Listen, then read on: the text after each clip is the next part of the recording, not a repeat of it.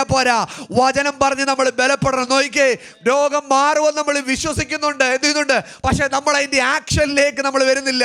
ഈ പകൽ ഞാൻ വചനത്തിൽ കൂടി ഒരു കാര്യം പറയട്ടെ. ദൈവം പറയുന്നതാണോ നിങ്ങൾ വിശ്വസിക്കുന്നത്, അതോ മനുഷ്യൻ പറയുന്നതാണോ വിശ്വസിക്കുന്നത്?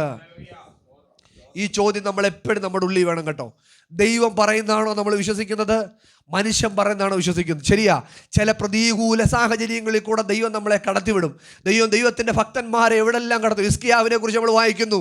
ഹിസ്കിയാവേ, നീ നിന്റെ കാര്യങ്ങൾ ഗ്രഹപ്പെടുത്തിക്കോ, നിന്റെ കാര്യങ്ങൾ ക്രമപ്പെടുത്തിക്കോ, നിനക്ക് എന്ത് ചെയ്യാൻ പോവാ, നീ മരിക്കാൻ പോവാ എന്ന് പറഞ്ഞപ്പോൾ ഹിസ്കിയാവ് തൻ്റെ മുഖം എന്ത് ചെയ്തു, ചുവരോട് ചേർത്ത് വെച്ച് കരഞ്ഞപ്പോൾ പോയ പ്രവാചകനെ മടക്കി കൊണ്ടുവന്നിട്ട് പറഞ്ഞില്ല, നിന്റെ സമ്മത്സരങ്ങളെ അവൻ എന്ത് ചെയ്തിരിക്കുന്നു, വർദ്ധിപ്പിച്ചു തന്നിരിക്കുന്നു. എഴുത്തുകളെ മാറ്റി എഴുതാൻ കഴിയുന്ന ഒരു ദൈവത്തിലാണ് നമ്മൾ വിശ്വസിക്കുന്നത്.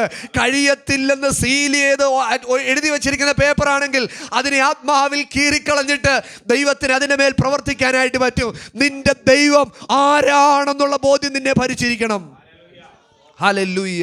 ഇവിടെ നമ്മൾ കാണുന്നുണ്ട്, രണ്ടുപേരെന്ത് ചെയ്തു, അവൻ ചെന്ന് ചോദിക്കുകയാണ്, കൂട്ടുകാരാ, എൻ്റെ വീട്ടിലൊരു സ്നേഹിതൻ വന്നിരിക്കുന്നു, നീ എനിക്ക് എന്ത് ചെയ്യണം, നീ എനിക്ക് അവന് കൊടുക്കേണ്ടത് നീ എനിക്ക് തരണം. പറയുന്നു, പറ്റത്തില്ല കേട്ടോ, എനിക്ക് എഴുന്നേൽക്കാൻ പറ്റത്തില്ല, കുഞ്ഞുങ്ങൾ എൻ്റെ കൂടെ കിടക്കുകയാണ്, എനിക്ക് കഥ അടച്ചിരിക്കുന്നു.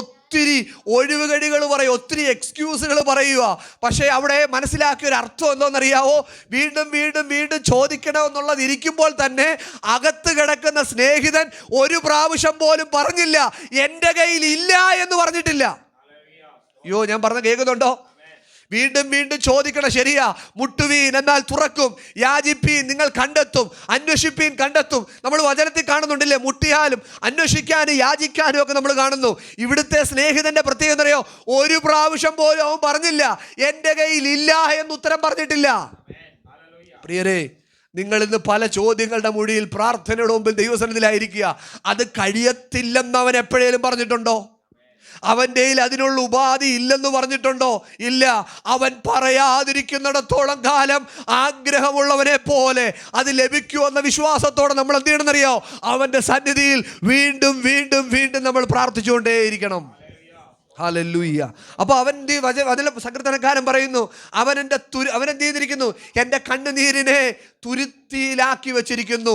ഇതെല്ലാം അവൻ എന്ത് ചെയ്തിരിക്കുകയാണ്, തൻ്റെ പുസ്തകത്തിൽ എഴുതുന്നു. അവിടുന്ന് നമ്മൾ ഉൽപ്പത്തി പുസ്തകത്തിലേക്ക് പോയേ, അവിടെ കാണുന്ന തുരുത്തിയുടെ കുഴപ്പമെന്നറിയാവോ, ചില സമയത്തേക്കേ ഉള്ളൂ, അല്പസമയത്തേക്ക് മാത്രമേ ഉള്ളൂ. പ്രിയരെ, നമ്മളെ ആശ്വസിപ്പിച്ചിട്ടില്ലേ? ഉണ്ട്. നമ്മളെ കൈ താങ്ങിയിട്ടില്ലേ? ഉണ്ട്. പക്ഷേ നോക്കിക്കേ, അതൊരായസ് മുഴുവൻ പറ്റത്തില്ല. അതൊരു ചില ബ്രാക്കറ്റ് പീരീഡിലേക്ക് മാത്രമേ പറ്റത്തുള്ളൂ. എന്നാൽ ദൈവമോ, അവൻ ആദ്യനും അന്ത്യനുമാണ്. അവൻ വിളിച്ചാൽ അവസാനം വരെ കൊണ്ടെത്തിക്കുന്ന ദൈവമാണ്. ഹല്ലേലൂയ. നമ്മൾ അതിനകത്ത് തിരിച്ചറിയണം കേട്ടോ. ഞാൻ വേണേ ഒരു ഭാഗം കൂടെ ഒന്ന് വായിക്കാം. മത്തായി സുവിശേഷം 9-ാമത്തെ അധ്യായത്തിൻ്റെ 17-ാമത്തെ വാക്യം ഒന്ന് വായിച്ച്. Matthew chapter 9:17.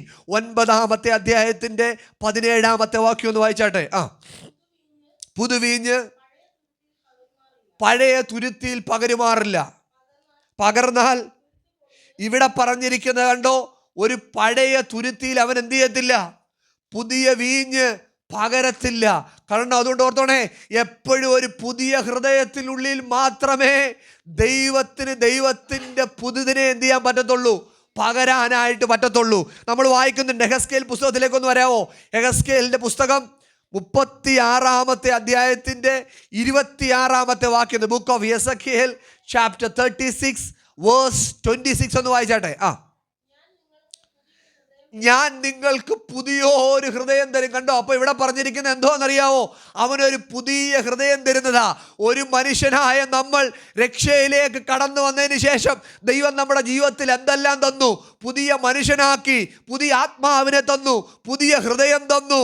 അവൻ നമ്മളെ ആകമാനം പുതുതാക്കി എന്തിരിക്കുന്നു, തീർത്തില്ല. അതുകൊണ്ടല്ലേ വായിക്കുന്നേ, എല്ലാം കഴിഞ്ഞുപോയി, സകലവും ഇപ്പം എന്തായിരിക്കുന്നു, പുതുതായിരിക്കുന്നു.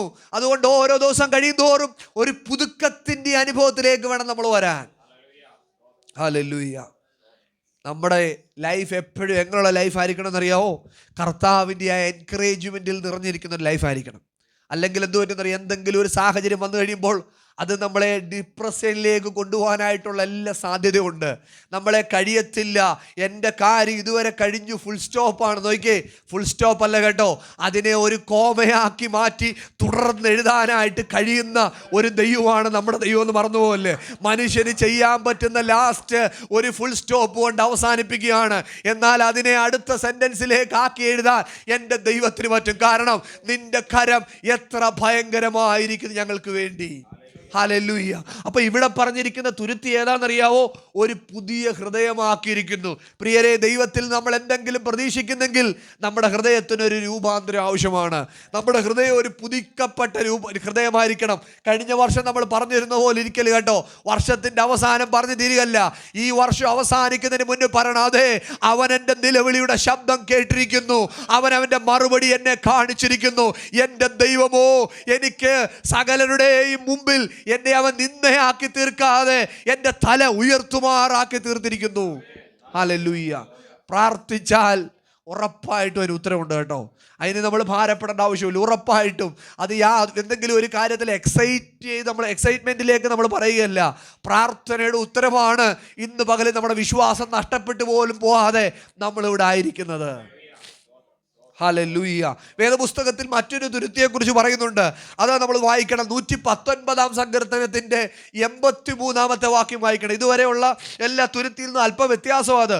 119 സങ്കീർത്തനത്തിൻ്റെ 83 വാക്യം, സാംസ് 119 വേഴ്സ് 83 ഒന്ന് വായിച്ചാൽ. പുകയത്ത് വെച്ച തുരുത്തി പോലെ ഞാൻ ആകുന്നു, പുകയത്ത് വെച്ച തുരുത്തി പോലെ ഞാൻ ആകുന്നു, എങ്കിലും നിന്റെ ചട്ടങ്ങളെ മറക്കുന്നില്ല, എങ്കിലും നിന്റെ ചട്ടങ്ങളെ മറക്കുന്നില്ല. മതി കേട്ടോ. ഇവിടെ നിന്ന് വായിച്ചേ. സങ്കീർത്തനക്കാരൻ പറയുന്ന രണ്ടാമത്തെ തുരുത്തിയുടെ കാര്യമാണ് നമ്മളിവിടെ വായിച്ചേ. എന്തോ എഴുതിയിരിക്കുന്നറിയോ? ഞാൻ എങ്ങനെയാണെന്നറിയോ? പുകയത്ത് വെച്ചിരിക്കുന്ന തുരുത്തി പോലെയാകുന്നു. അതല്പം പ്രയാസമുള്ളൊരു ഭാഗമാണ് നമ്മളിപ്പോൾ വായിച്ചതിനേക്കാളും. കാരണം ഈ തുരുത്തി കൊണ്ട് പുകയത്ത് വെക്കുന്ന എന്തിനാണെന്നറിയാവോ? അത് അതിനെ ഒന്ന് പരുവപ്പെടുത്തി എടുക്കാൻ വേണ്ടിയാണ്.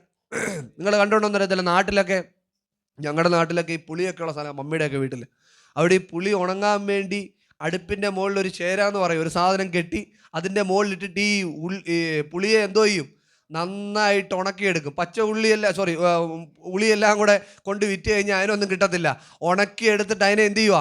ഇപ്പം നിങ്ങൾ കടയിൽ ചെന്ന് ഇഞ്ചി മേടിക്കാൻ ചെല്ലുമ്പോൾ പച്ച ഇഞ്ചിയാണോ മേടിക്കുന്നത്? അല്ലല്ലോ, ഇച്ചിരി എന്ത് ചെയ്യുമായിരുന്നു, ഞാൻ ആരംഭത്തിലൊക്കെ പോയി വലുതാണല്ലോ എന്ന് ഓർത്ത് എന്ത് ചെയ്യും, മേടിച്ച് വീട്ടിൽ കൊണ്ടുവരുമ്പോഴേ അറിയുന്നത് ഇഞ്ചി എടുക്കേണ്ട, അങ്ങനല്ല, ഇച്ചിരി കൂടെ എന്ത് ചെയ്യണം, ഉണങ്ങിയെടുക്കണം. എന്ന് വെച്ചാൽ അതിനെ ഒന്ന് പുകയത്ത് വെച്ച് അതിനെ എന്ത് ചെയ്യണം, അതിനെ ഒന്ന് വാട്ടി ഉണക്കി എടുത്തിട്ടാണ് എന്ത് ചെയ്യുന്നത്, അതിനെ പിന്നെ ഉപയോഗപ്രദമായിട്ട് തീർക്കുന്നത്. ഇതേ ഒരർത്ഥത്തിൽ സങ്കീർത്തനക്കാരൻ പറഞ്ഞിരിക്കുകയാണ്. എന്തോ വായിച്ച സിസ്റ്റർ, ആ വാക്യം ഒന്ന് വായിച്ചേ. ഇപ്പൊ നമ്മൾ വായിച്ച വാക്യം ഒന്നുകൂടെ വായിച്ചാട്ടെ.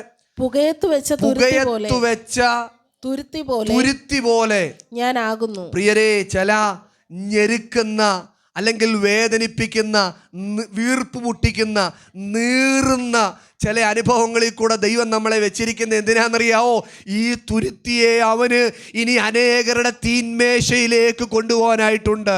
ഇന്ന് പകലിൽ സാഹചര്യങ്ങളിൽ ഞെരുക്കത്തിൽ കൂടെ കടന്നു പോകുന്നൊരു വ്യക്തിക്ക് മാത്രമേ ആത്മീയമായ ഉന്നതിയിലേക്ക് എത്താനായിട്ട് കഴിയത്തുള്ളൂ.